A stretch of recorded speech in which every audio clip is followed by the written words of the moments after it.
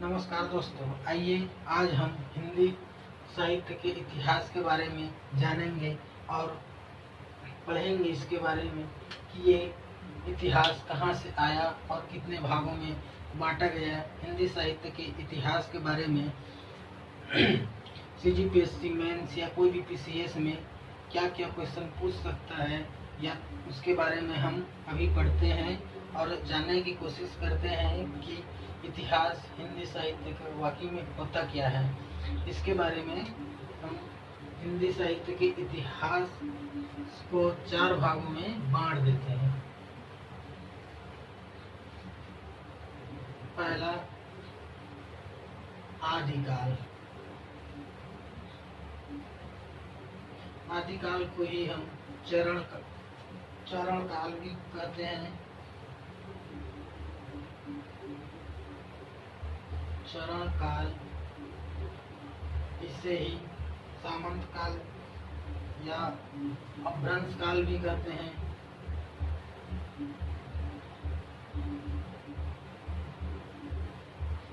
भ्रंश काल या तो वीरों का काल, वीर गाथा काल। ये इसमें हम 2 प्रकार से देख सकते हैं। सन 933 से 1318 तक। सन 933 से 1318 तक। और हम ये देख सकते हैं इसे संवत 1050 से 1375 तक। ये हो गई आदिकाल। अब दूसरा आपका है भक्ति काल।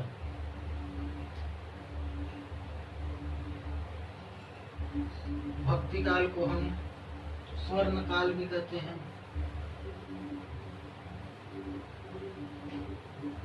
और इसे हम पूर्व मध्यकाल भी कह सकते हैं।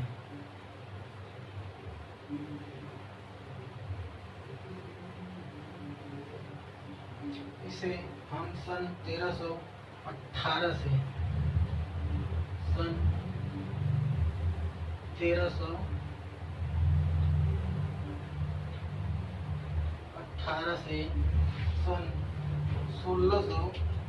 1643 ईस्वी तक।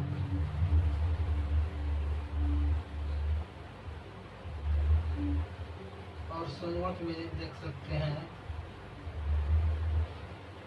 1375 से 1700 तक।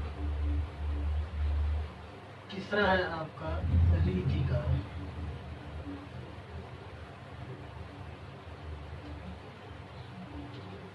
रीतिकाल को श्रृंगार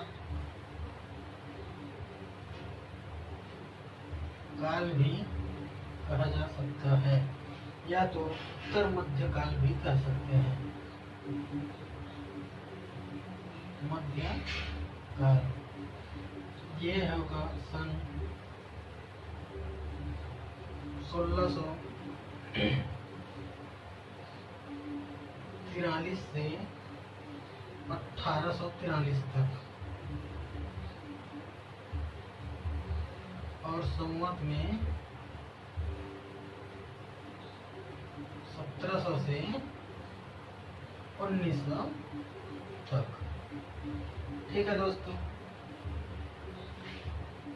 और एक आपका हो गया आधुनिक काल।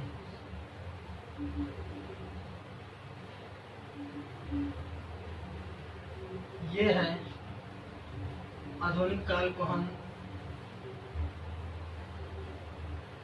अद्यतन काल या तो गद्य काल कह सकते हैं। ये है सन 1850 43 से अब तक।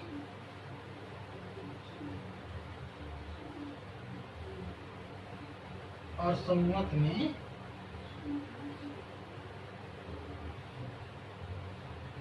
1900 से अब तक। ठीक है दोस्तों, ये हो गया आपका हिंदी साहित्य का इतिहास, आदिकाल, भक्ति काल और रीतिकाल और आधुनिक काल। इस सभी कालों के बारे में हम एक एक करके पढ़ेंगे कि ये होता क्या है, इसकी विशेषता क्या है, कितने विद्वानों ने क्या क्या रचना किए हैं, इस सब के बारे में हम लोग पढ़ेंगे। हम बात करते हैं दोस्तों अभी कि ये थोड़ा बड़ा टॉपिक है, इसे हम एक दिन में कवर नहीं कर पाएंगे, एक क्लास में कवर नहीं हो पाएगा। इसे कम से कम 2 क्लास नहीं तो 3 क्लास हमें दीजिए, उतने में हम इसे कवर कर लेंगे।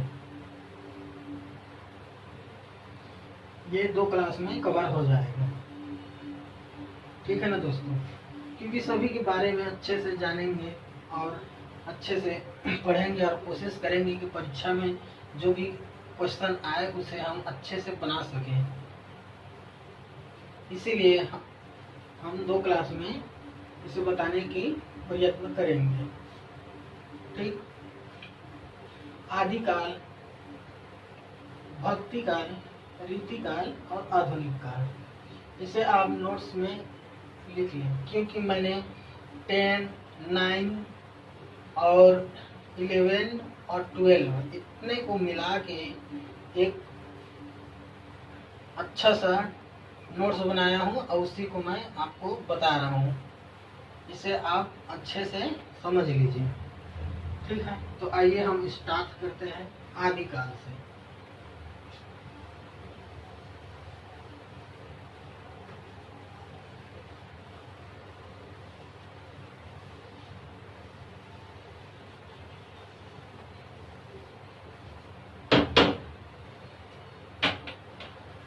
सबसे पहला है आपका आदिकाल।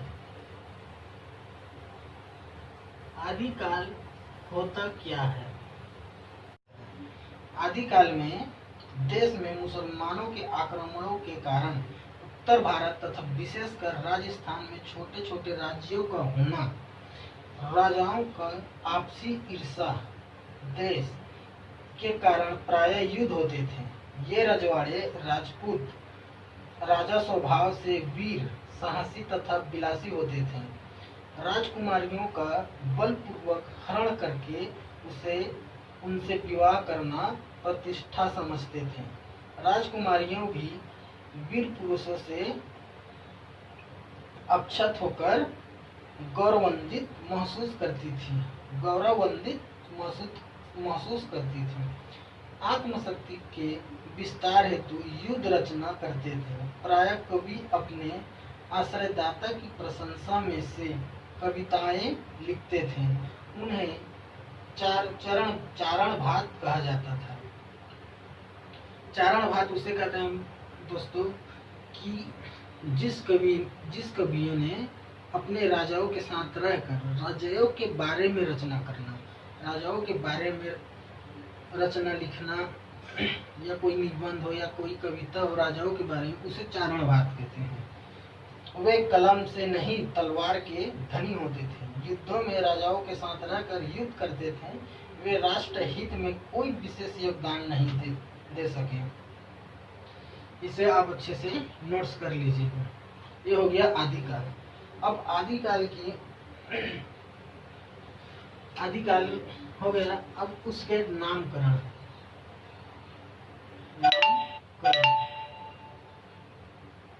आदिकाल हो गया। अब उसके नामकरण के बारे में हम जानेंगे।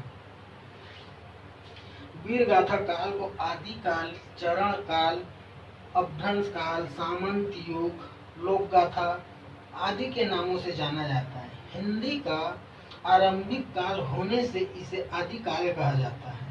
हिंदी के आरंभिक होने से इसे आदिकाल कहा जाता है। इस काल की रचनाएं वीरों की गाथाओं से संबंधित है। इस काल की रचनाएं वीरों की गाथाओं से संबंधित है, अतः वीर गाथा काल भी कहा जाता है। कवि राज्याश्रय में रहते हैं, इसलिए राजाओं की प्रशंसा करना स्वाभाविक गुण है। मतलब कवियां राज्य के दरबार में ही रहते थे, इसलिए बोला गया है कि राजा की प्रशंसा करना स्वाभाविक गुण था। ठीक, अब इसकी भाषा की ओर देखते हैं दोस्तों। तीसरा नामकरण हो गया। अब यहाँ पे क्या भाषाएं बोली जाती है इसके बारे में जानते हैं। नामकरण भाषा में रासो काव्य राजधानी डिंगल भाषा में है। डिंगल और पिंगल भाषा के यहाँ पे विशेष यूज हुआ है। विद्यापति ने मैथिली के में पद तथा अभ्रंश में 2 ग्रंथ लिखे हैं। जैन आचार्यों तथा योग भारगी बौद्ध ने अभ्रंश का प्रयोग किया है। नागपंथियों की भाषा में अभ्रंश राजस्थानी तथा खड़ी बोली का मिश्रण है। तथा अमीर खुसरो ने खड़ी बोली की रचना की है। मतलब यहाँ पे सिंपल सा देखा जाए तो यहाँ पे भाषा में डिंगल का यूज किया गया है, डिंगल और आपका पिंगल, और अभ्रंश भाषा भी यूज है, और खड़ी बोली। इतना आप देख लीजिए। डिंगल क्या है, पिंगल क्या है। देखिए, डिंगल में अभ्रंश भाषा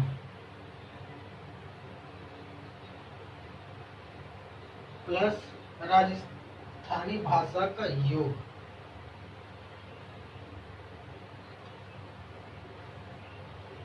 भाषा का योग डिंगल कहलाता है। ठीक, और पिंगल क्या है। पिंगल में अभ्रंश भाषा प्लस ब्रज भाषा का यूज।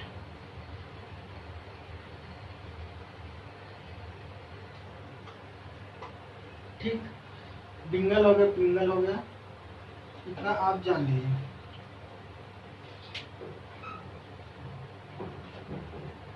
फिर उसके बाद में हम देखते हैं इसकी विशेषताएं क्या क्या है। आदिकाल की विशेषताएं।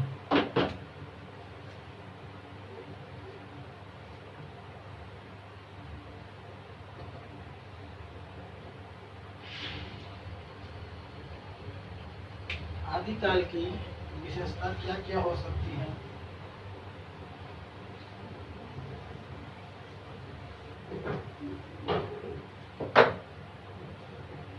रासो काव्य की प्रधानता हो सकती है। देखिए, हमने सबसे पहले आदिकाल के बारे में, चलिए इसको पहले इसकी विशेषताएं देख लेते हैं। इसकी विशेषताएं क्या क्या हो सकती है। इसकी विशेषताएं हो सकती है डिंगल भाषा की प्रधानता,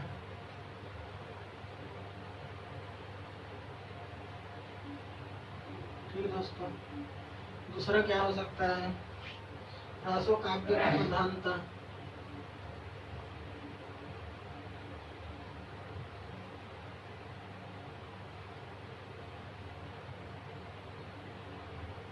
तीसरा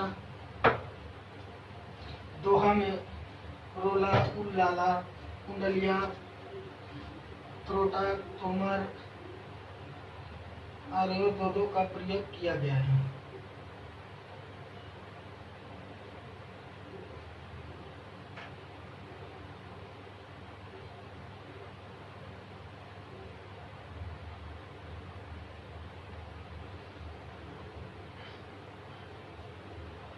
इस काल में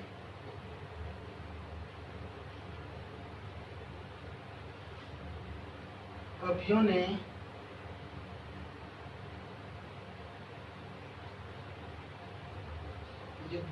युद्धों का सचिव चित्रण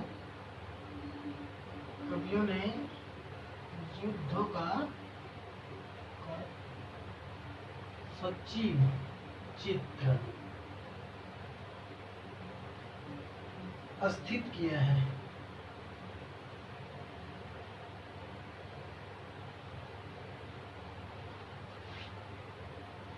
ठीक है दोस्तों, इसकी विशेषता मैं आपके सामने बताऊंगा, पहले लिख लेता हूँ। और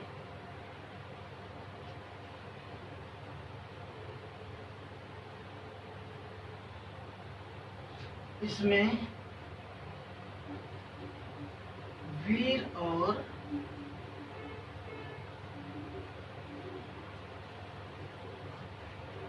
श्रृंगार रस की मिश्रण है। ठीक है, देखिए इसकी विशेषताएं, डिंगल भाषा की प्रधानता होगी और दूसरा रासो काव्य की प्रधानता। इस काल में कवियों ने युद्धों का सचिव चित्र स्थित किया है। इसमें वीर और श्रृंगार रस की मिश्रण है। आदिकाल में राजाओं दूसरे राजाओं से केवल मनोरंजन के लिए या तो बलपूर्वक दिखाने के लिए लड़ाई लड़ते थे, आक्रमण करते थे, और जो रानियां थी उससे जबरदस्ती विवाह कर देते थे, उसे छीन लेते थे, उसे अपने पास रखते थे। तो जाहिर सी बात है इसमें वीर रस और श्रृंगार रस की प्रधानता तो होगी ही होगी, क्योंकि रानियां हैं, रानियां मतलब श्रृंगार, और राजा जो वीर हैं। इस कारण इसकी आपकी विशेषताएं हो गई। इसे आप लोग नोट्स कर लीजिए, फिर मैं इसकी प्रमुख रचनाएं भी आपको बताता हूँ।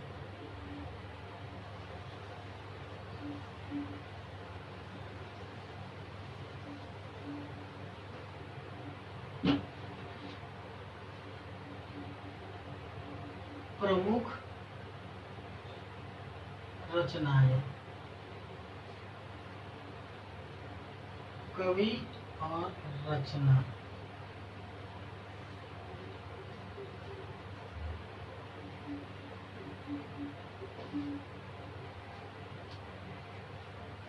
पृथ्वीराज रासो,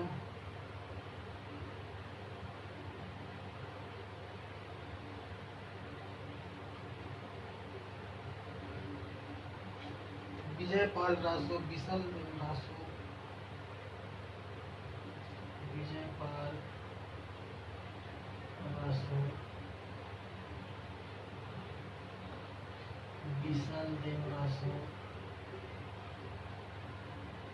क्योंकि इसमें रासो की प्रधानता है ना, इसलिए कुमार रासो,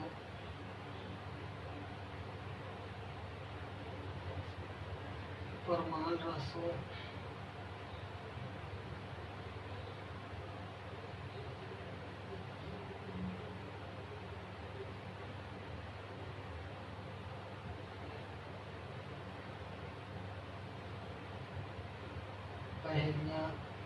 पहेलियां देखिए हमारे अमीर किस्मों में लिखा गया। ये रचनाएं हो गई, और यहाँ पे हम इन सब की कवियों के बारे में पढ़ते हैं। पृथ्वीराज रासो, चंद बरदई,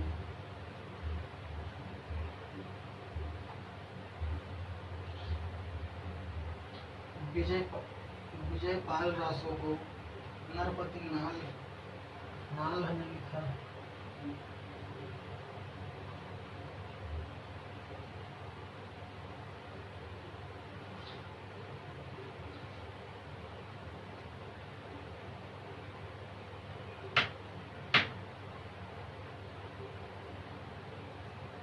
नरपति नाल नहीं, दोस्तों सॉरी गलत है। विजयपाल को नल सिंह भट्ट ने लिखा। नल सिंह भट्ट। और विशाल देवरासो को नरपति नाल, हुमान रासो को आपका दलपति विजय और माल रासो को जगनीक और पहेलियों को अमीर खुसरो ने। एक और है दोस्तों पदावली। पदावली को विद्यापति ने रचना की है, इसे भी लिख लीजिए। यह हो गया आपका आदिकाल। आदिकाल में हमने क्या क्या पढ़ा एक बार देख लेते हैं। देखिए आदिकाल क्या है, उसकी विशेषता क्या है,